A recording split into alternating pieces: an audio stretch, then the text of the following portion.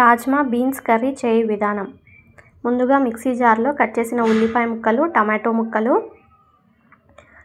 Cut చేసిన ఎండు కొబ్బరి, వెల్లుల్లి రెమ్మలు, అల్లం, చెక్క, లవంగ, మిరియాలు, కారము, ఉప్పు, పసుపు, కొత్తిమీర వేసి మిక్సీ పట్టించాలి.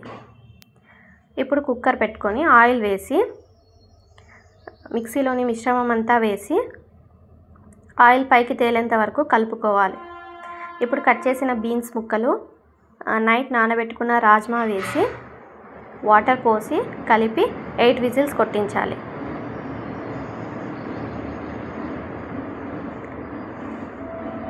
అంతే, ఎంతో టేస్టీ అయిన రాజ్మా బీన్స్ కర్రీ రెడీ.